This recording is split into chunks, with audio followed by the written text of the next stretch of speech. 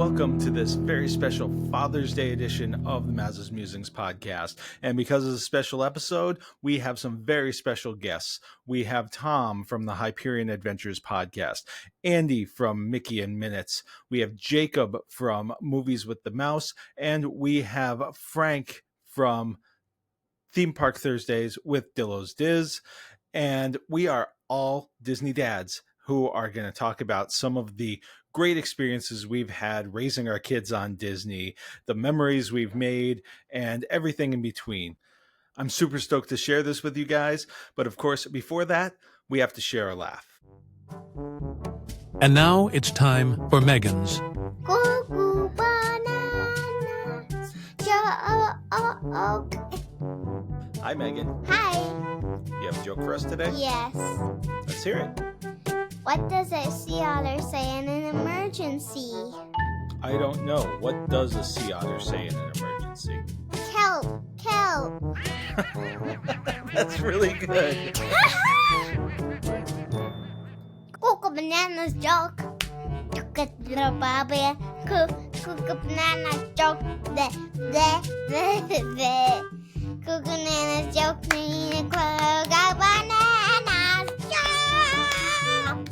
Cuckoo Bananas Joke. Cuckoo Bananas. Cuckoo Bananas. Cuckoo Bananas Joke. Cuckoo Bananas. Thank you, say Cuckoo Bananas. Cuckoo Bananas. Cuckoo Bananas Joke. Time to say goodnight. Cuckoo Bananas Joke. Good night. Cuckoo Bananas Joke. Joke. Cuckoo Bananas Joke. Cuckoo Bananas Joke. Joke. Good night. I'm done. Well, now we've laughed, but of course the fun doesn't stop there. We are going to get right into our main topic with Tom, Jacob, Andy, and Frank. It's going to be a blast, and here we go. Donald, wake up! It's showtime! Don't forget the orchestra! Ah, there you are. And just in time. Mom says there's even more magical stuff now. For those of you standing, please hold on to the handrails throughout our journey and stay clear of the doors. Hang on to them hats and glasses, because this here's the wildest ride in the wilderness. And here we go!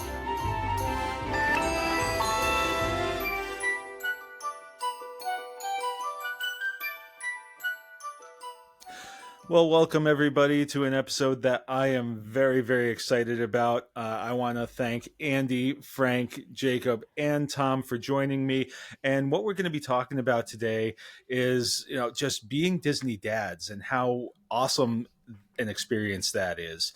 And I don't want to hold you guys up too much, so we'll just get right into it. We'll start with Andy, and we'll just go around and everybody can have the opportunity to introduce themselves and talk a little bit about themselves and who's made them a dad and all that kind of good stuff. So Andy, why don't you kick us off? All right, yeah. How's it going, everybody? My name is Andy Goots. You can just call me Goots. I am the co-host of the Mickey and Minutes podcast. Check us out on all the podcast platforms. It's a great time. Me and my family, we love Disney stuff. Being a podcast host, that kind of helps, and I guess comes with the job description. But I have two girls. My oldest daughter is 4, and my youngest is 2 weeks old. So thanks, man. It's super fresh, but yeah, my whole life I've grown up going to Disney World with my family. I'm continuing that with my family now. And then my co-host Nick really kind of brought me more into the Disney World with the podcast, and it's been a blast. And I've been loving sharing that with my family. And I live in San Antonio, by the way. I'm here in Texas. Well, welcome. And we have someone who we weren't sure was going to be able to join us. And Frank, thank you for I know it was a kind of a last minute invite, and I'm glad that you were able to join us today. So welcome, Frank. I'm sure many people who have been listening to Disney podcasts are quite familiar with you, but if you want to introduce yourself, go right ahead. There's nothing I love more than a last minute invite. It's the best way to get me to do anything. If I have more time to think about it, it becomes more anxious for me. So great. Thanks, Chris. I'm Frank Cardillo. I'm one half of the Dillos Diz podcast with my sister Jen. We do Theme Park Thursday with Dillos Diz. We're siblings, so we grew up as Disney kids. We both worked in the parks in different capacities back in the 90s and early 2000s. And now we've had the podcast for about 7 years, and as much as we relive our nostalgia, that's a big part of it, is the nostalgia. It's also about the trips that we've been taking with our kids. I'm the father of a 9-year-old who is referred to on the podcast as the 9-year-old, and we have been fully immersed in the world, and it's been like a renaissance for me in that way, as well as now a Disney dad. So happy to be amongst this illustrious group. Chris, thank you. Well, thank you for joining us, and we'll go on to Jacob now. Jacob, welcome. Jacob is someone that I recently connected with, and he's got a great show that is really just in its beginning stages, but has really taken off. So congratulations, Jacob, if you want to introduce yourself. And you just hit a milestone too with your podcast. We did.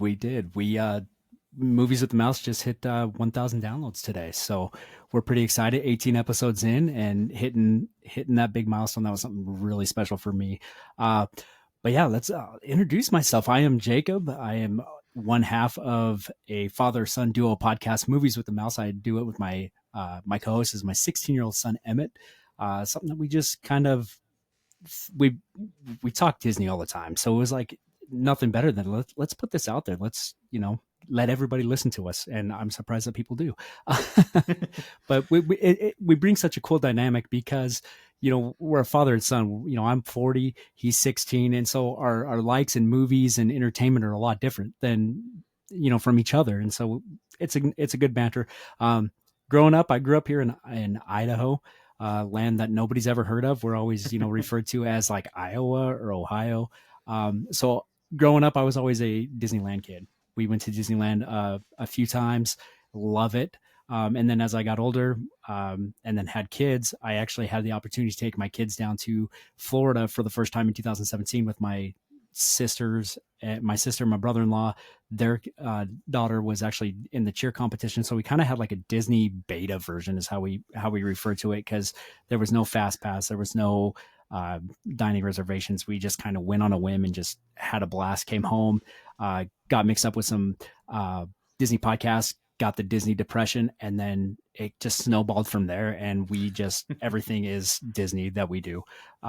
We go to the parks all the time, and yeah, it's just a lot of fun.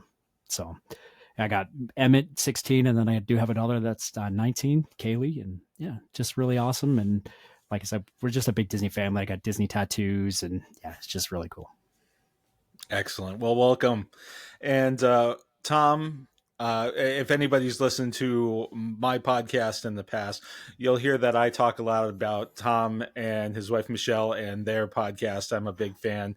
I'm a fan of all of you guys, but Tom's podcast was one of the first that I discovered when I started getting into podcasts. So I'm really appreciative that you're able to join us, Tom. So if you want to introduce yourselves for the very few who are listening who are not already aware of who you are, thanks to me never shutting up about you guys. Well, that's always high praise, Chris. Thank you so much. Appreciate you, and appreciate that you enjoy the show. My name is Tom, as Chris just mentioned. I do a show with my wife, Michelle. We are the Hyperion Adventures Podcast, the Disney podcast of positivity. We like to take a look at Disney from a positive angle, give you a little bit of oasis of all the negativity that's out in the world, give you about an hour and a half, approximately a week, to kind of just break away from that, just enjoy all things Disney. It can be the parks, it can be the films, cruise line, all sorts of things. We just enjoy talking about it every single week. And yes, we are parents. We have adult kids with Disney now. I mean, they're definitely not kids anymore, although I'll tell you one still can be a kid quite often. So I have my son from a past relationship. He still lives in California. I used to live in California. We recently moved to Florida about 3 years ago. He still lives in California, but being with him, seeing him grow up, taking him to Disney regularly. We'd have our annual trips to Disneyland. I was a Disneyland kid. I went to Disneyland all the time. I still love Disneyland. It's still my favorite. But taking him all the time and getting to see his tastes advance throughout the years of what he enjoyed at that park, the different aspects of that park, and just love seeing it through his eyes now as an adult, even more so. And then, of course, later on in life, met my now wife, Michelle. We've been married for 20 years now. And she has a son that has basically become also my son. His name is Scott. He has Down syndrome, so he is also an adult, but you get to see different aspects of Disney through him. You see it not only through an adult's eyes, because he is an adult, but he is also very childlike many times. So you get to see both aspects of it. He loves Disney. We've recently learned, we used to always take him to Magic Kingdom. Like Magic Kingdom was his park. We've recently learned that he loves Epcot. There's the adult part standing out, because now Epcot is like his favorite park. He wants to go to Epcot all the time. So he's as happy going on It's a Small World and Winnie the Pooh as he is on going and tasting festival foods out at Epcot. And we love every minute of it. Well, again, thank all of you guys for being here. I think we're going to have a great conversation. Just a little bit about me. I'm Chris, obviously, and I'm married, and I have a 7-year-old daughter. We live here in Massachusetts, and my wife has always been a big Disney fan, and I'm one who grew up kind of in the Disney Renaissance period, and then kind of moved away from it as I got older. It just wasn't really on my radar. And then when I met my wife, I kind of reconnected with it a little bit, and then the big thing was going back to Disney again. We went for our honeymoon, and that's when I really fell in love with Disney again, was going to Walt Disney World and experiencing it through a completely different lens. And it was interesting because I had been a few times to Walt Disney World when I was a kid, and my wife had not been her first time ever going. She was 20. And so we came at it from two different angles. Also, fun fact, Jacob, the first time that my wife got in an airplane, it was to go to Boise, Idaho. Yeah, perfect. Yes, exotic location for, she was in the marching band and went to a bowl game there. So Boise's a big city compared to where I'm at. So, and we have a daughter, Meghan, and of course we've really leaned into the Disney fandom. So she really didn't have much choice, and she's really embraced it herself. And she made her first trip to Disney at a year old. When I say Disney, Walt Disney World. And she's basically been going almost annually ever since. So we're Disney Vacation Club members, so we have the opportunity to go pretty regularly, and so that's really become part of our traditions. So excited to talk about all of this with you guys. I'm really curious as to how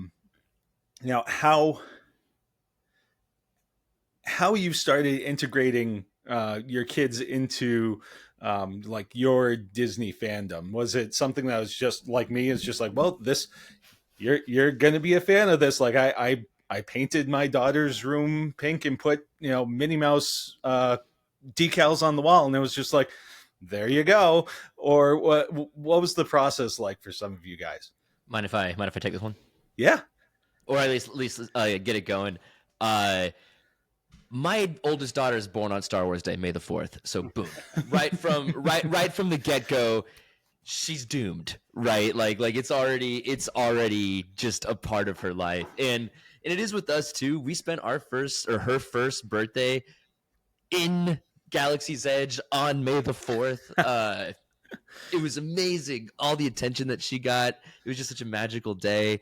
And with that, things like that are just already traditions within our family. And me, I love music. Obviously, that's a big part of us and a big part of the podcast. But playing Disney songs on a regular basis for quiet time or just tinkering on the piano during dinner, what have you, it brings a sense of peace and unity to us. And we all know the lyrics and we all can sing along, and every time we travel in the car she wants Disney songs. It's fine because it's something we can all sing to, and we can already get her to sing in general, and that's the goal, right? It's just to get your kids to start performing. At least it's my goal, maybe not y'all's.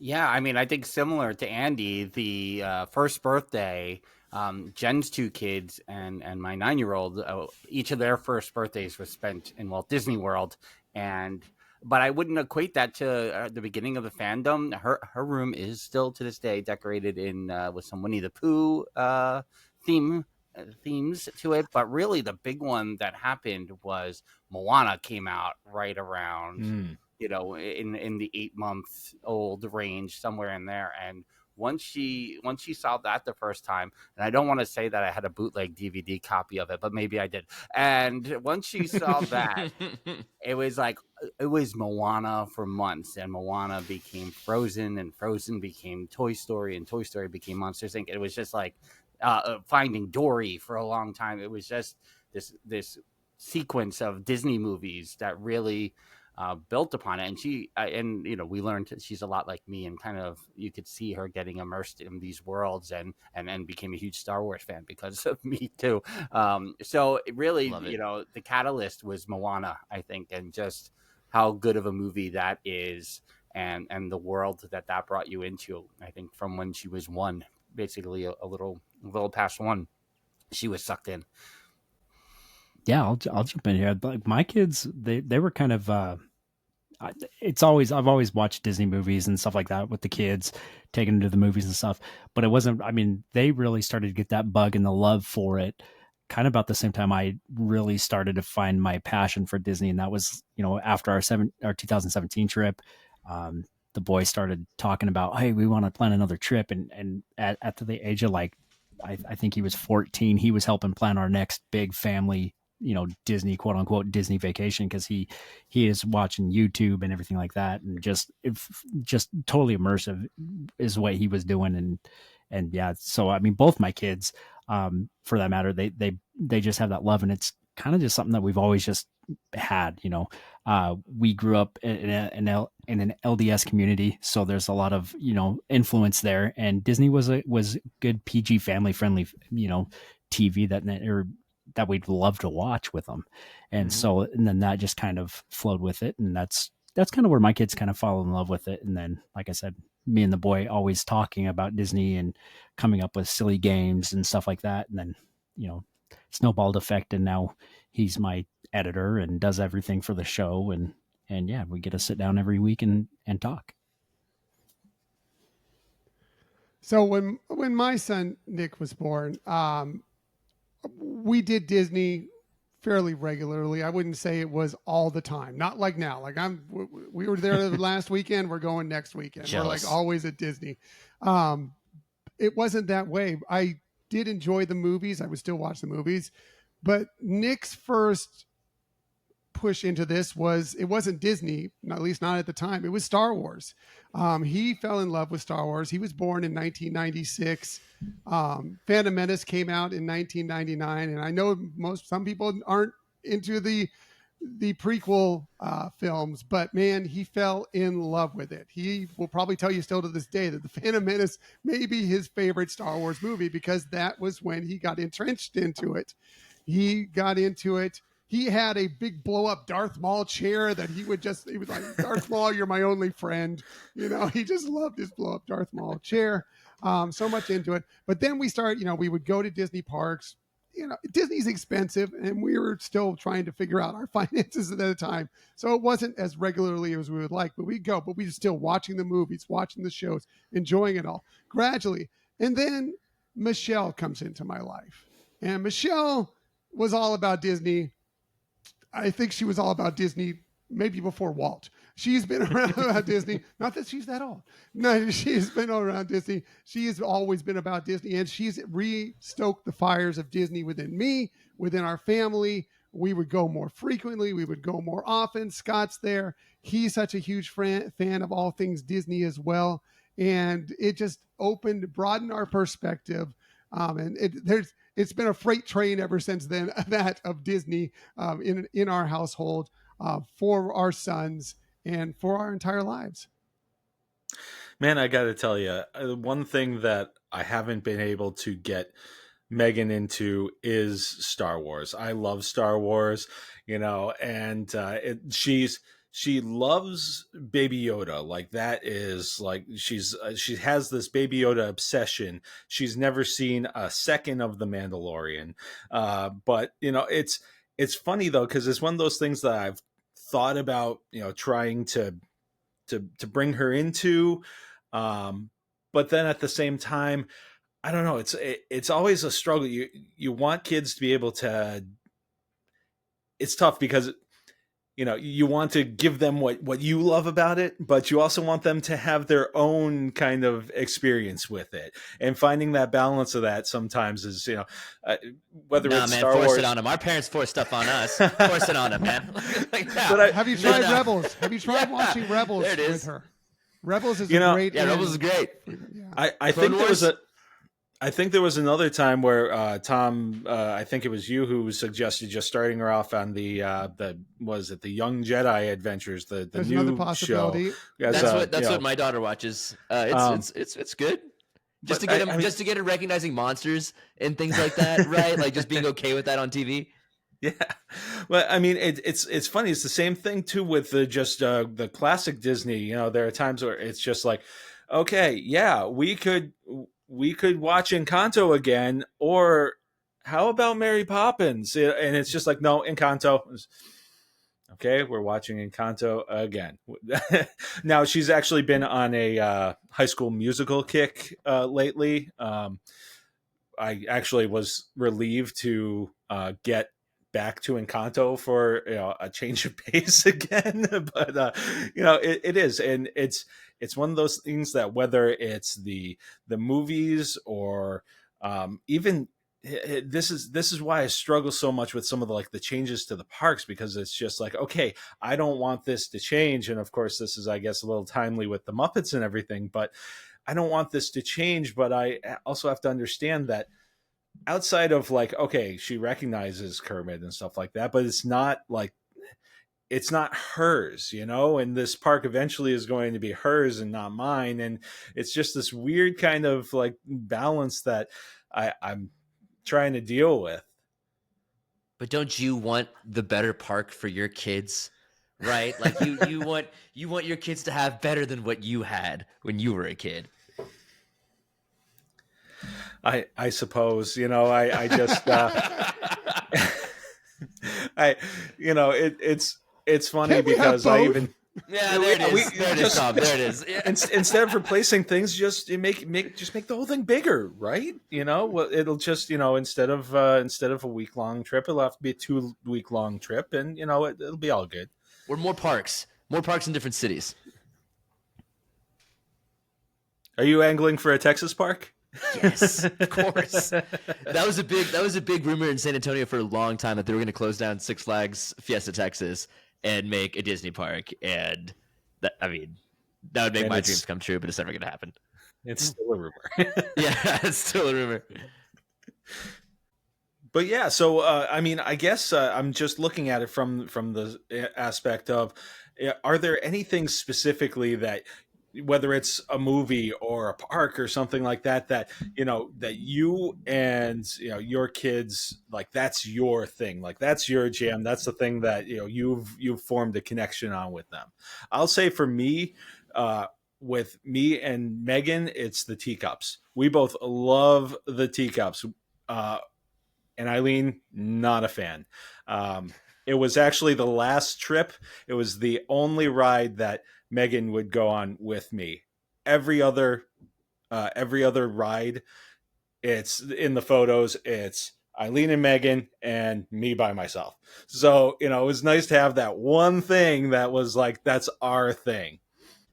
Man, I don't know as far as like one thing, just like the parks in general for like me and both my kids, just hitting those rides over and over and over again, and just having that connection once you step inside that park and that magic hits you, and it just everything, the immersiveness that is Disney hits you.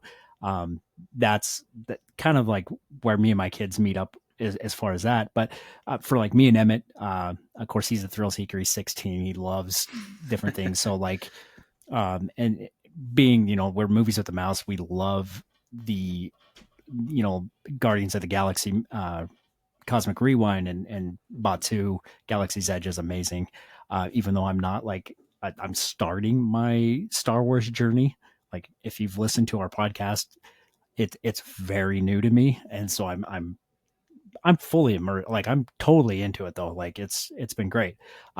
So that kind of gives us, like me and him, like a like that special bond, especially when we're in the parks. And yeah. And just like I said, everything that is like the parks is really for us in our family is where we really connect on that Disney level. Well, that's pretty cool too. Is it seems like there's something that, he's actually teaching you about too. So there's a little bit of back and forth there with Star Wars, especially, is like, this is something that he's able to share with you as opposed to vice versa. What I was talking about before is with the parents, kind of sharing their Disney experience with the kids. It's the reverse of that. And that's very cool. Yeah, I'm always asking him questions on our show. He'll start talking about Marvel or something, Star Wars, and I'm like, okay, now how does this, especially with the Marvel stuff, because that Marvel there's so much, and it's just so incredibly confusing. So I'm always like, okay, so how does this line up in the timeline? Now am I going to be able to watch this one before I watch this one, or can I do this without this? And yeah, no, he's an amazing teacher as far as that's concerned. So I'll say this for my son Nick. Obviously, I talked about love of Star Wars first, and it still is that. Luckily, when Disney took over Star Wars, couldn't have been a better day for us, for sure, to have. And then Star Wars in the parks. Obviously, there was always Star Tours. Well, not always, but for an extended period of time, there's been Star Tours there. But then Star Wars Galaxy's Edge, all about it. Do have a funny story with him as far as Star Tours. In it was just a father-son trip going to Disneyland, and you know how you go on Star Tours. You should get something different pretty much every time you go on it. Well, this was in the day of the Fast Passes. So we would get a Fast Pass. We went on Star Tours, went on. Okay, we went to, I don't even remember what it was. If it was Kashyyyk and Hoth or something like that. It was two of the lands, and it was the same. We got another Fast Pass. We came back later. It was the same thing. It was Kashyyyk. So we made it at a point that day, like we're going to walk off the ride. We're going to get another Fast Pass, and we're going to come back until we get something different. I don't remember what it ended up being, but it ended up being like 5 or 6 straight times of the same lands until we finally got something different. Then we got something different. We let out the biggest cheer because it was the weirdest thing. I've never had that happen before, but it's something I will always remember. For Scott, it's a different thing as far as attractions with him in the parks, because he has sensory issues with his Down syndrome. He's on the spectrum for autism as well. So there's only certain things that he will go on. It's a Small World, Winnie the Pooh, the Tomorrowland Speedway, or the Autopia, depending on which park you're in. But he will always, we have fun with him. My wife, Michelle, and myself will ask him, who are you going to sit with? You going to sit with mommy? Nope, sitting with Tom. He always wants to sit with me. It doesn't matter what ride we're on. He wants to sit with me. We get on the Autopia, the Tomorrowland Speedway, and I do the pedals and he drives, and he couldn't be happier about it. So seeing that joy in his eyes as we're just kind of motoring around that track, just so much fun. It's what makes Disney that much more special. For us, it's my oldest daughter is 4. So she's really just now starting to get it for herself. And Disney for her is just Disney princesses and Pixar. That's her main focus. But with that said, Disney music, and I know I mentioned it earlier, but that's really the thing that's connecting us right now. Like a big memory that I have that's become a core memory of me and my family is I would play Beauty and the Beast instrumentally on the piano, just the classic Beauty and the Beast song. And she would get up and ask her mother to like, oh, we have to dance. Dad's playing Beauty and the Beast on the piano. And they would get up and dance. Just like, right, you're playing piano and looking over and your wife and your daughter are dancing in the living room. Like, oh my God. You can't be more happy than in that moment. And it's things like that make me look forward to the future when, you know, she'll be able to play her own stuff, and music's such a huge part of my life, and it's so important to me. So to being able to have something that I can connect with and she can connect with this early on, that we can both already start singing and developing that kind of relationship, it's everything I've ever wanted, honestly. That's awesome. You know, the 2020 to 2021 time period, there was less of going to the parks. So, you know, the 9-year-old didn't get to visit from, I don't know, when she was 2.5 or so until she was 5. And when we went back for that first trip, she was tall enough to ride Thunder Mountain. And this is when we realized that she was an incredible thrill seeker, apparently. So we did Thunder Mountain several times during that. And one of the last times we were on, we didn't realize that Happily Ever After had started. So then it was a ride at night with the fireworks going off as we're whipping around Thunder Mountain, you know, and that was like, oh, we've achieved a new level of Disney fandom here. And you know, that stays with me. And, you know, last year she got to go on Space Mountain for the first time, and she still hasn't been on Flight of Passage yet. So there's still like levels that we're still reaching to with the height requirement. So that aspect of it has been an exciting journey these past 4 years. Yeah, it's always cool when you can, you're actually now able to see it through a completely different lens. People ask me if we ever get bored going, and the answer would be no anyway. Eileen and I have gone on adults only trips, you know, and still have a blast ourselves, but there's something very unique and very special about every time. It's a little bit different because Meghan's at a different place in life. I mean, the first time that she went, she was in February, and she had just turned 1 in January. So, you know, she got her first haircut at the barbershop at Disney World. My daughter did too. And that was so fun. And cried her eyes out the entire time. You know, and then, you know, you mentioned the pandemic. We had a trip scheduled for that April that we ended up pushing back to December. We did a Christmas trip. We left the day after Christmas.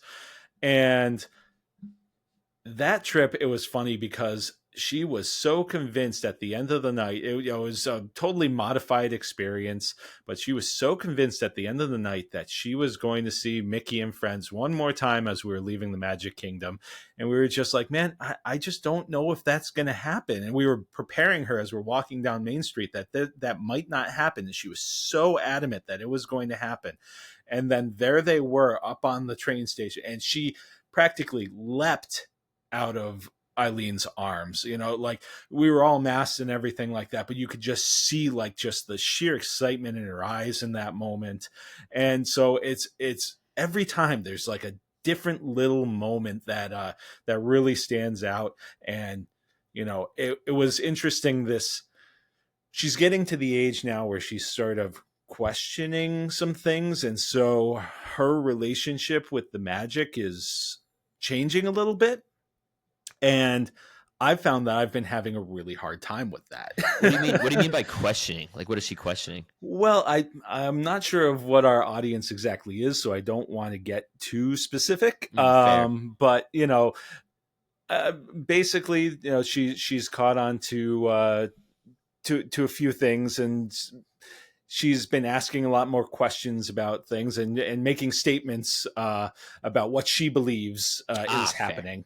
And you know, it's just like, oh man, this is something that I wasn't quite prepared for. And I'm not really one who gets hung up on that stuff. People say, oh my God, I can't believe that she's doing this now. It's just like, well, yeah, that's what they do at that age. But this was the thing that I was just like, wait, time out. Let's slow this down a little bit. How old is she? How old is she? She's 7. She's She's 7. 7. Yep. Okay.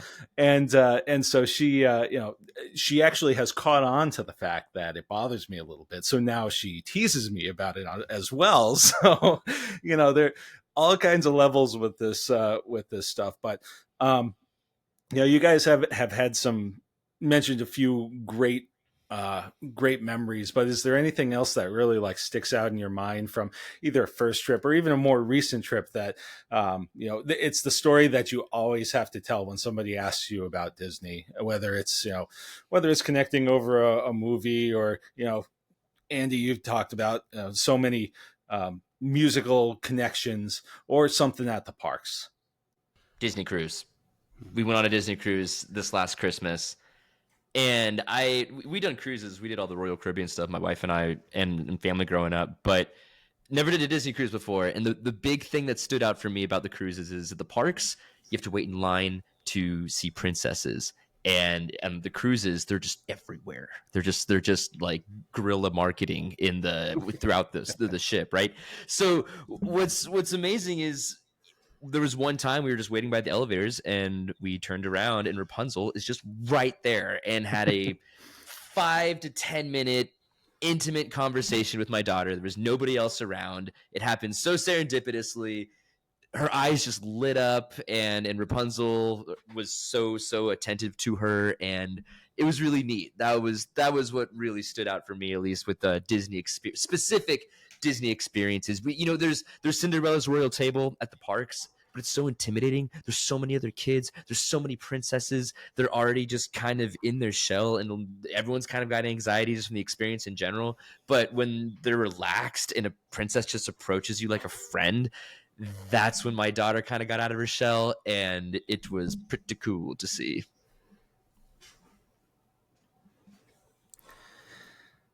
For me, I've got one with Scott, and that is, I've told you already that he only likes limited attractions. There's a few we can list depend on it. We're going to do this, we're going to do that, we're going to do the other thing, and then we're going to cycle back to those if we actually do attractions.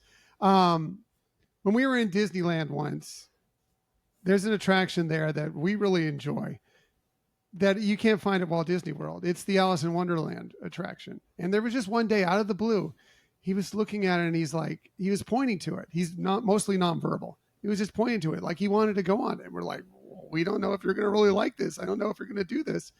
And he kept pointing to it. So eventually we're like, okay, we'll give it a shot. We got him through the line, got him on the attraction, made sure we got our own car, and we got him in there. And, he was still, it was, you want to talk about a thrill seeker. That was like a thrill ride for him. I mean, that could have been Cosmic Rewind. It could have been Space Mountain. It could have been anything. Like you could tell he was on edge through it, but he's done it multiple times since then. And I'm not going to say it's his favorite attraction, but he overcame something there. And that was really cool to see. And it's something that we love. It's an amazing dark ride. It's really, really fun dark ride. Even though Frank thinks the Mad Tea Party is in the wrong place. I know, I understand. But that attraction is great. And we're so glad that he was able to overcome that obstacle and enjoy it. And we were able to enjoy it with him there at Disney. It's those memories. That's what Disney's all about, making those memories with your family. Yeah. Hey, Tom, it's true. Can you elaborate real quick on your frame behind you? What is signed behind you? So let me see if I can kind of scroll up here. So that's the Battle of Hoth. Nice. And we got that. I want to say we got that at Festival of the Arts one year, and that's signed by the artist when we were out there. That's so cool. Yeah. Yeah, I never really get to show it off. It's always behind me, but you only see the bottom of it whenever I'm doing these things. So I guess one of my big standout moments that I had was on our 2019 trip. We had been to Florida and been to Disney World in 17, but like I said, it's the beta version, so it was very, very limited of what we did. So our 2019 trip was our big family trip. This is when we did the fast passes, the dining and everything. We'd had an amazing trip, just super phenomenal trip, a lot of magic. But the point that at this certain point we were just finished eating at California Grill, and of course I had to have the evenings so we could watch the fireworks and everything. And they pipe in the music for Happily Ever After, and we all leave the table and we go outside. And the moment that I realized that I'm not the only one in my family that absolutely adores everything Disney is, I had my son, my daughter, my wife, and me. We were sitting there all bawling, just like ugly girl crying. And the kids look up to me and goes, when do we get to do this again? And that was like, that moment for me was like, it was kind of like a proud dad moment, because I knew that I had done something for them that they would remember forever. Man, I could go on for hours about different fun things that we've done.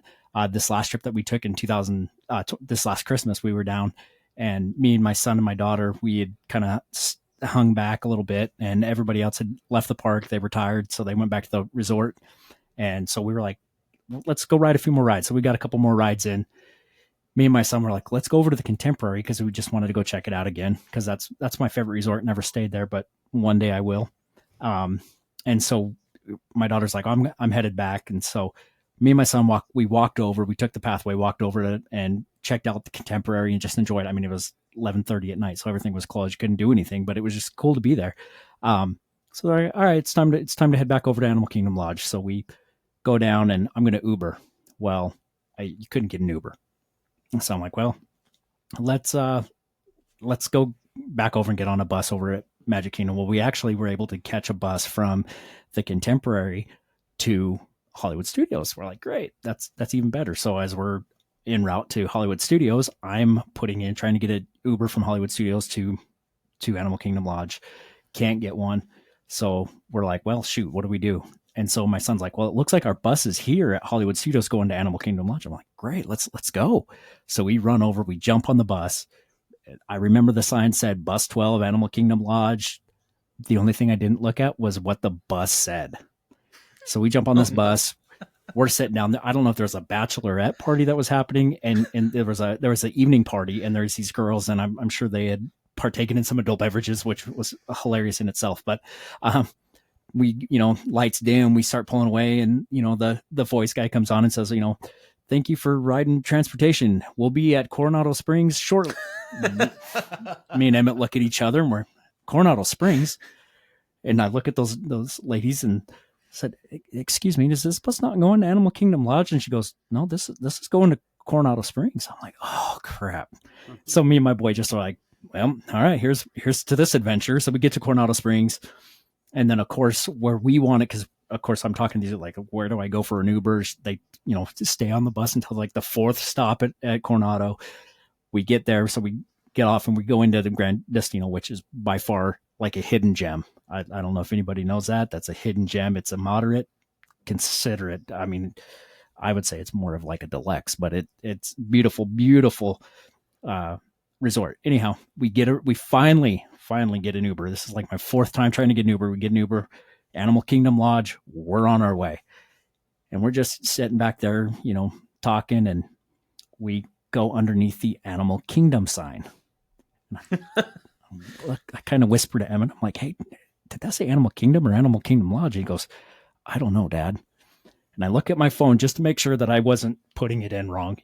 I'm from Idaho, man. We don't have Ubers here in Idaho, so maybe I screwed this up. No, the Uber driver looks at his thing, goes, this darn thing doesn't ever do what I want it to. So we're in the parking lot. We're like on that back edge as you're going into Animal Kingdom Lodge. This guy just like turned this right through the grass, right through the median, and like spins around and heads back. And me and Ember were like, well, that was an adventure in itself. I mean, it wasn't even part of the parks, but hey, it was worth the time. And it was 100%. I said, we will never experience this again. I swear to that. So just a little tip, heads up, always look at the bus where it's going, because you might end up somewhere completely different. But yeah, it's things like that we're always like, those little things that are in Disney that you may not think of them as the quote unquote magic that you're expecting to get from Disney, but those are the memories that live on. And just we talk about it all the time. Or the time my mom unfortunately got heat stroke at Ratatouille's, and we had to be, we got to see backstage because of that. And that's some of the fun things that we cherish. It's, you can look at a trip and say, oh, it had this or this, that was wrong. You can look at the negative. or you can look at the positive, like Tom was saying earlier, look at the positive side of it. And those are the things that, it's like, yeah, it might not have worked out into what you wanted to happen, but those are the memories that'll last a lifetime, and people will, they're my favorite to think back, yeah. So yeah, it's a couple memories. I think one of my favorite things, just generally, it's not so much a memory as it is just, this is one of those vibe things, is we, our DVC, our home resort is Wilderness Lodge. And man, you could blindfold Meghan, spin her around and drop her anywhere on that property, or really anywhere in any of the parks too. And she'd be able to, lead a tour. And it's funny, it's funny because this is a girl who will get lost in her own bedroom. But there's something about that, and just watching her, walk around this place with such confidence on top of everything else is just, it's so great to watch. It's really funny from a standpoint of, like I said, she just seems to have like this special Disney radar. When she's there, she is just locked in. She knows exactly where she's going, and it's just like, okay, we're just following Meghan now. And, so it's great from that standpoint. There are times when I just kind of hang back and watch that happening, and it's just one of those kind of, feel good kind of moments, kind of vibes. So it's nice when you're able to kind of take that step back and just kind of appreciate what's happening around you. Cause there's so many times where you can get wrapped up in, being on the trip and making sure that, you've got the lightning lanes and things like that, you taking the time to step back and appreciate what's happening and how they are experiencing this is just such a cool, such a cool, unique experience. Do any of y'all enjoy the anxiety of booking all that? Like, that's a part of it. That's yeah, right. I know. That's the rush of getting the restaurant, or the rush of booking the lightning lane, the sense of accomplishment. Yeah, man. I used to love the virtual queue. I mean, I know some people the virtual queue, the anxiety of it, but man, I'd be up there at 7 a.m. I'm like, ready, scroll, boom, boom, boom, got it, yes. You're high-fiving the person next to you, right? Just strangers chest bumping out of pure instinct. Yeah, no, and the funny thing is, there are some things that I'm still like that call me a thrill seeker in that respect. The virtual queues, the lightning lanes.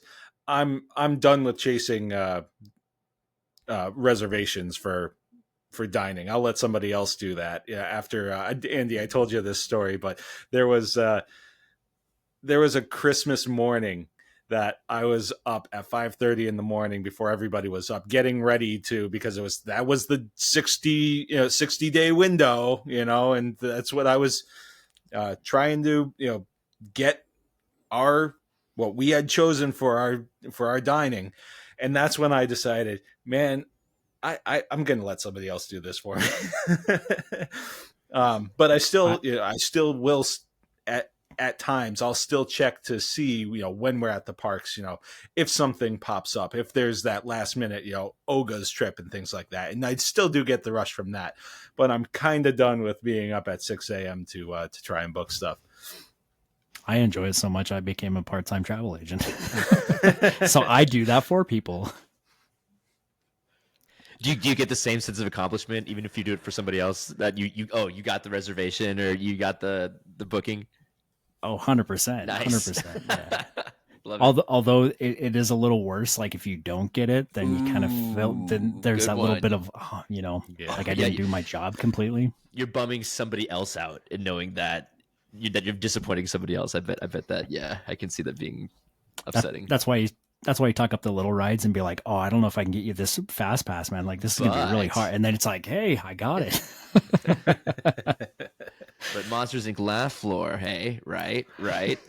Let me tell you, the last time that we were there, Meghan took filling that canister so seriously. She was laughing like so hard. I think that she was genuinely enjoying it, but her laughter was literally like echoing through the hall because, she thought that if she laughed even louder, it was going to help fill that canister even quicker.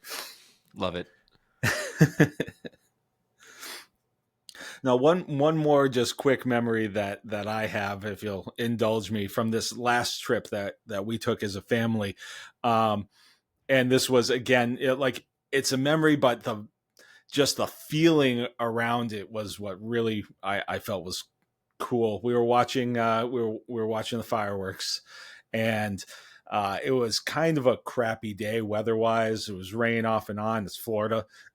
But and I basically sat in the rain, holding a spot while they went and did some other stuff because I kind of needed a break anyway.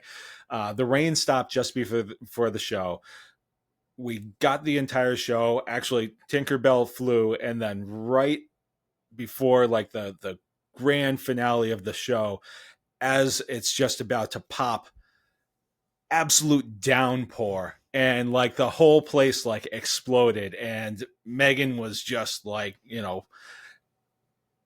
I can't even describe like the sound that she was making, but it was actually like this energy was coming off of her, and she always she insists on getting a piggyback from Eileen, again, not Daddy, because I'm left out of these kinds of things, but sitting next to her, and I'm kind of like holding her back, to kind of give Eileen's back a break.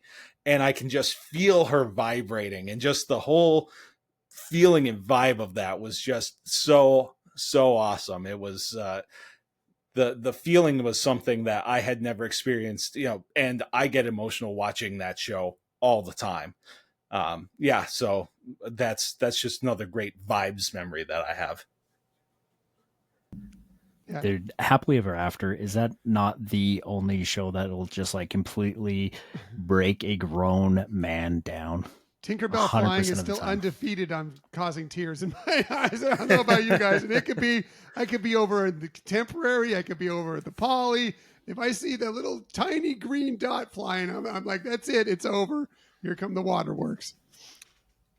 I don't know about you. I don't even have to see her. Like there was one time I was getting another drink at when I was at Wilderness Lodge, and they pipe in the music there.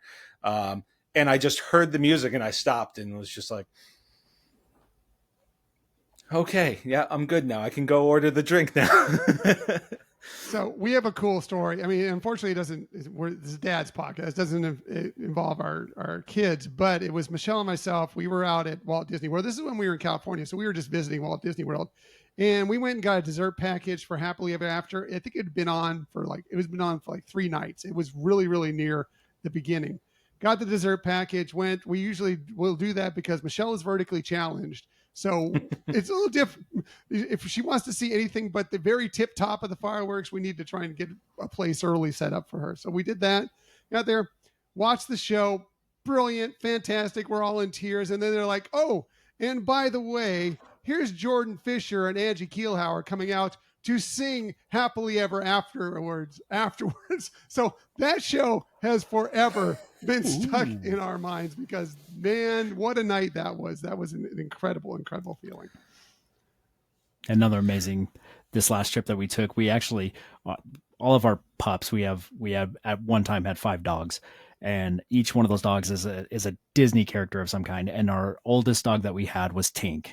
And unfortunately we had to say goodbye to her in November. And then at the beginning of December is when we took our trip to Disney World, and we're sitting there, and it was a chaotic day. It was, with the Christmas party, they don't do Happily Ever After every night. So this particular night that we were watching Happily Ever After, it was so crowded.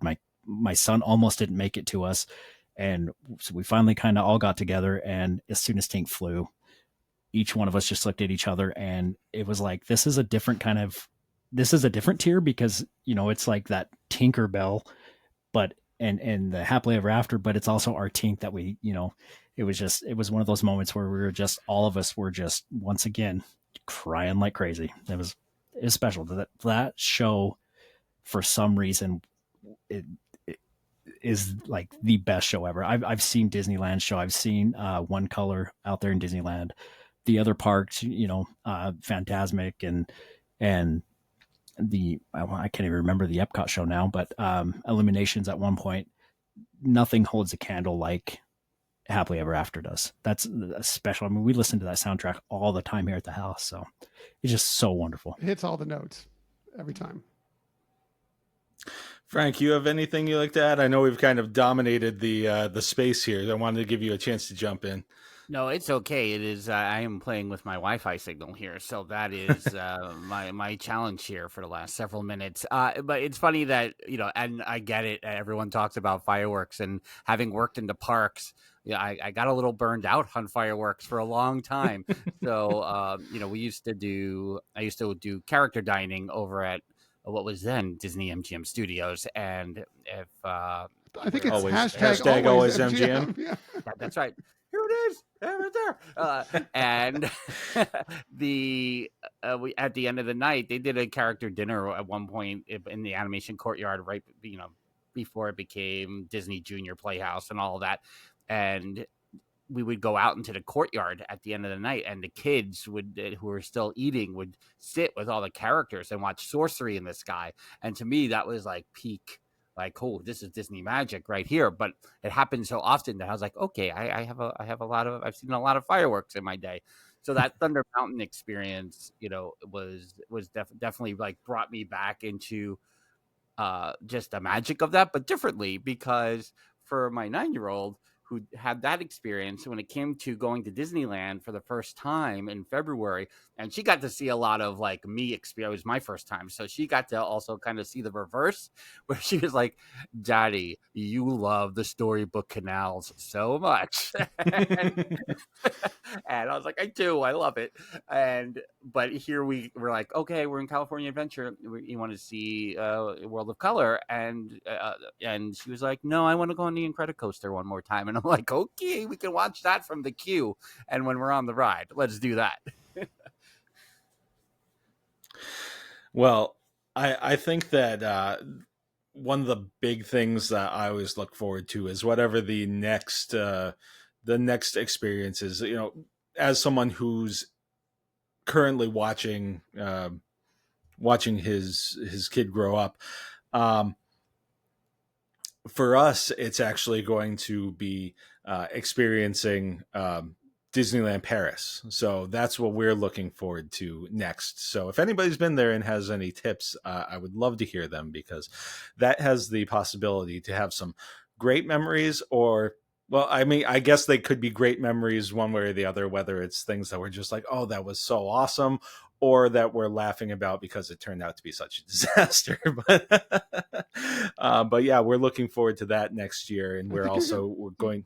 You're going to get there at peak time, because those new lands should be probably open. I don't know exactly when your trip's scheduled, but improving, like the Disneyland park is great out there, but improving the Studios park, which is sorely lacking, is going to make that a much better experience for you at Disneyland Paris for sure. Yeah, it's been a while for me. It's probably been about 11 years, but we did just the Disneyland park there, and the mindset was like, we're just gonna hit like an attraction every hour, and we're gonna take in some and if you just put yourself in that, I don't know, I felt like I disconnected. I was like, I will not see this the same way I see Walt Disney World, but I want to enjoy it. And really, like, Thunder Mountain is great, and the Indiana Jones coaster is great, and there's just so much. The Space Mountain is awesome. Mm-hmm. And so for that, just kind of like going in with like the plan, I don't like the plan, but it was like, no, I just want to hit one attraction every hour. And after I did that, I started to enjoy Walt Disney World more again too, because I was like, look, I just need to get on a ride every hour. That's it. I don't need to rush. I don't need to run around. I don't need to do that whole thing. That's all I need. My best memory from Disneyland Paris, when I was there with my wife, Michelle, and there's a restaurant within Pirates of the Caribbean, kind of similar to the Blue Bayou, only it's more midway through the attraction. So we were there at tableside, waterside table. And then we'd be there eating. And as the people would come out, they'd come out a cave, and they would come by in the boat, and as they'd come by, they regularly would be saying, bonjour, bon appetit, to us, and it just tickled us to no end that this was going on as we were eating this wonderful meal in the middle of Disneyland Paris. It was fantastic. All right. Well, hey, guys, I really appreciate you taking the time. I want to give you all, since you are all also podcasters, a chance to once again, talk a little bit about yourselves, where people can find you and listen, and any projects or anything exciting that you have coming up. Frank, you can go ahead and start since you are first on my screen now. All right. So the Dillos Diz podcast, it drops every Thursday most weeks. Sometimes we drop in bonus content along the way, but Theme Park Thursday with Dillos Diz is where we're at there in the podcasting game. DillosDiz.com is the easiest place to go to. We're on all the social media with at Dillos Diz, Dillos with an S and Diz with the Z. We are, the TikTok, the YouTube. You can sub over there. You can do all the things in all the places, for the most part. And, personally, I will just say, and I haven't really talked about this, but I've been working on a project myself for a long time. I have a background in theater and stuff, but I've been writing some scripts. And it's like a whole season of TV I wrote. It was a project I challenged myself on called fieldofunderstudies.com. And a lot of it is based on my time that I lived in Florida in the late 90s and working in the parks and things like that. It's not theme park based per se, but it has that influence underneath. So if you want to check out like things I do in my other life, fieldofunderstudies.com. Andy, you're up. Yeah, y'all. Cannot encourage you enough to listen to the Mickey in Minutes podcast. Myself and Nick, we just have fun talking about the parks mostly and stuff that's on our minds with Disney, latest topics. Mondays, Nick is very consistent about doing Mickey in Minutes Mondays, live streaming on Instagram from our Mickey Minutes account. I try to join as often as I can. The big thing, though, about us is our music covers. So on Instagram, you can catch our reels doing folk covers of Disney songs, me playing the banjo and Nick playing the box drum and the guitar. And then our big project, our musical project, Hi Dad Soup.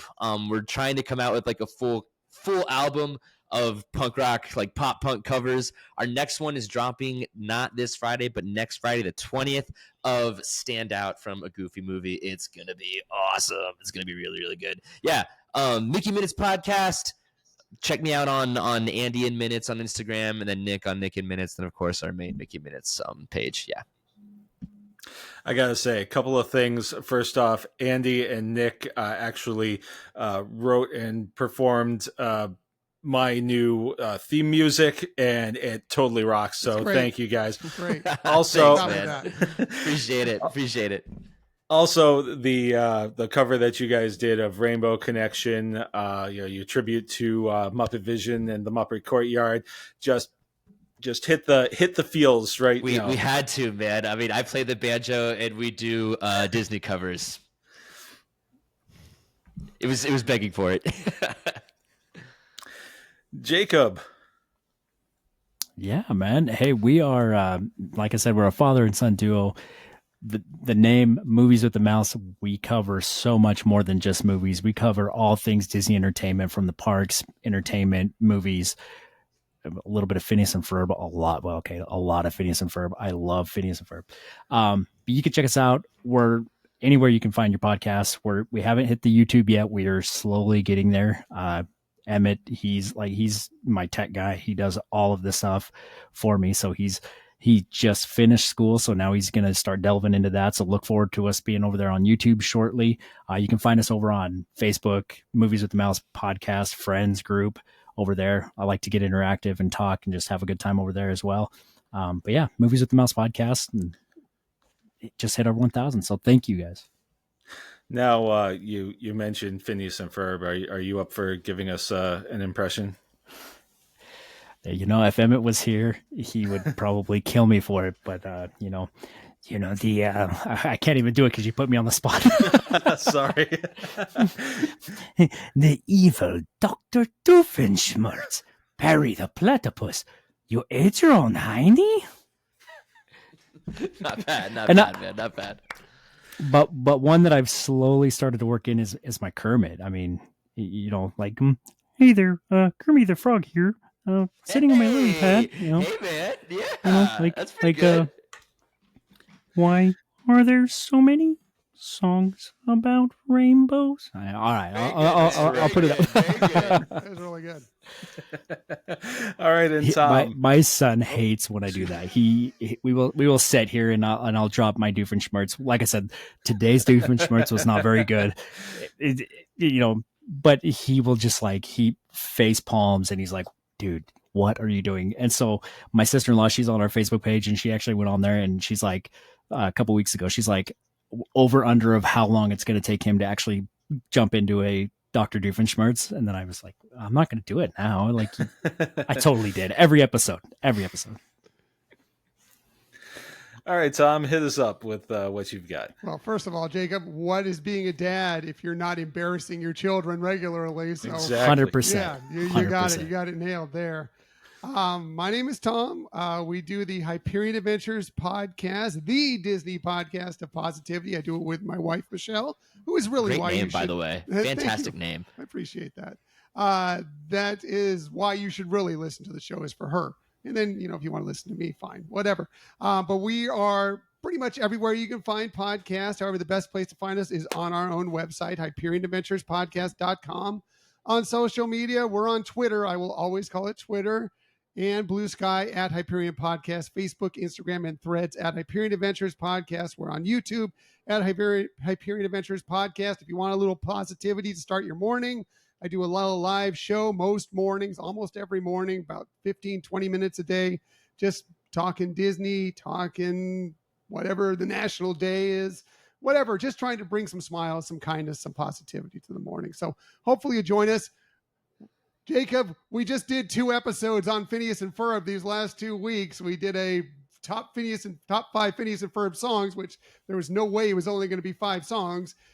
And we did a live show right after they debuted, the new episodes debuted on Disney Channel to talk about that. So, yeah, Phineas and Ferb, you know, we're right there with you. I love Phineas and Ferb. We do too. So we just did our 10th episode was our Phineas and Ferb episode. We did music as well. So I got to ask, what was your number one Phineas and Ferb song?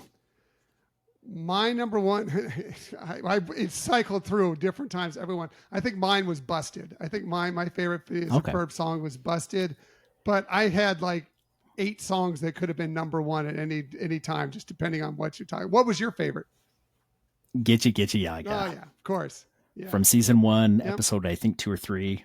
Amazing song. I just love it. It's catchy. My wife hates it because I'll sing it to her, and she's like, "Dude, do not do that anymore." You know? Talk about our it's sound. Phineas and Ferb. We have dance parties to Gitchy Goo in the house when that comes on. He loves Phineas and Ferb. But yeah, doing that. And then this week we're recapping our recent trip out to Walt Disney World for the last day of Muppet Vision 3. It was a day of new stuff and old stuff, stuff that's saying hello to stuff, saying goodbye to stuff. Saw the new Villains show and Villains and Fairly Ever After. Saw the new Little Mermaid musical adventure, and we visited Geo82. So a lot of, you know, and we said goodbye to Muppet Vision 3D, including the very last showing of Muppet Vision 3D for guests anyway. So we'll be talking all about that this week. Well, I have a confession. That I've made, I think, to at least one or two of you. While I've been generally aware of Phineas and Ferb, I have never actually seen a single episode from start to finish. Me too. I'm there with you, man. But especially with the revival and everything, there's been a lot of talk about it, and it's one of those things I've been like, man, I guess I've been missing something here. Go watch the Star Wars episode. Since you guys are Star Wars fans, go watch that 100%. one. But give it a try. I think you'll be surprised at how much you love it, how much the humor, the music is great. Andy, as a music fan, I think you're going to love the music.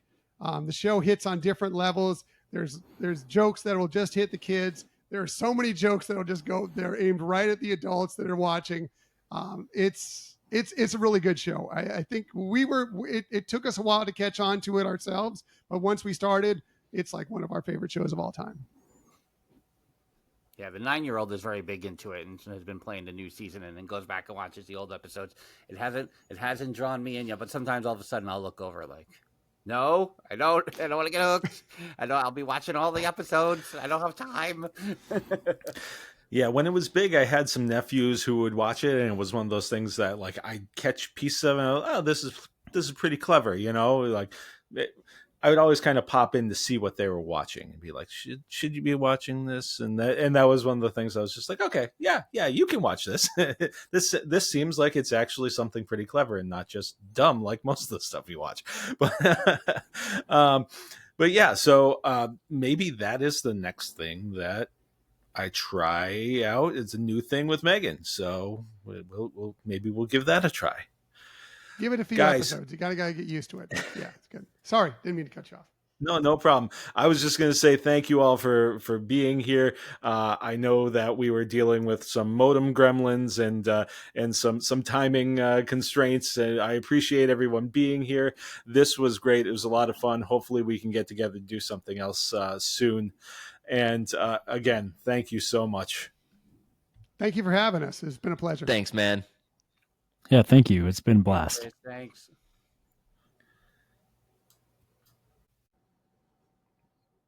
Well, this was a great episode where we talked about a lot of memories that we have made, especially at the Disney parks. And let me tell you, if you are looking to make your next memories at a Disney park, you need to book your next trip with We Do Travel Right. Because We Do Travel Right will help you with all of the ins and outs of planning your vacation, whether it's securing your park tickets, whether it's getting those hard to get dining reservations. We talked a little bit about that during this episode, at least I did. Whether you need help with managing the app or trying to just figure out where things are and how things work, you'll get the one-on-one service of an agent, the help of the dining team, and it'll just help melt all that stress away, and you can just focus on enjoying your vacation. And the best part of We Do Travel Right services is it's free. Yeah, you do not pay anything extra for using We Do Travel Right. And that's because whether it's Disney or Universal or a cruise line or an all-inclusive, they all build the use of an agent into their pricing. So you're paying for the agent whether you're using it or not. So doesn't it just make sense to use the agent? So if you are ready to get your next magical vacation started today, go to wedotravelright.com/Maza. That's wedotravelright.com/MAZA. And start making your next great Disney memories. Now I can't do any more damage around this popsicle stand. So long, partner. See you real soon. Well, this was really an awesome episode. I had a ton of fun with this one. Thank you to Tom and Andy and Jacob and Frank for being a part of it. We talked about a lot of memories. This is going to be a memory for me for a long time in my podcasting journey. So thank you, everybody who participated, and thank you to everybody who is listening. If you enjoy what you're listening to, be sure to tell your friends. Word of mouth is the best way to expand this community that we're building here. But another great way to do that is to leave a rating or review. Whatever podcatcher you use and is your favorite, there's some way, whether it's 5 stars or thumbs up or whatever, to help boost us up in the algorithms that make this podcast more visible so that more people can join us. You can also join us on social media. We're at the Maza's Musings Podcast on Facebook. We're on Instagram, Threads, and Twitter at Maza's Musings Pod. We're on TikTok at Maza's Musings Podcast. That's easy for me to say, right? We are also on Blue Sky, and we are also on YouTube. So go ahead and subscribe to us there. And if you're looking to take your support even just a little bit further, we would love it if you would buy us a blue milk. Buying us a blue milk is an easy way for you to, help us out a little bit with the small monetary costs that go into putting this podcast all together. And however you decide to support us is very much appreciated.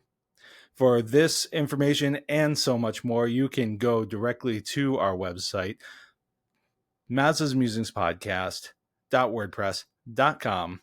And there you'll find past episodes, where to buy us a blue milk, and how to sign up for our newsletter.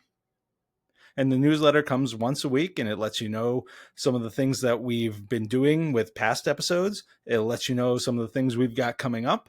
We also shout out other podcasts, and we will also let you know about any cool things that we come across. Well, that'll pretty much wrap up this episode. Thank you, everybody, again for listening. I hope that all the dads out there, whether you're a Disney dad or a dad who shares some other love with your kids, I hope you have just a terrific Father's Day. And for everybody out there, I hope you have a great weekend and a great week.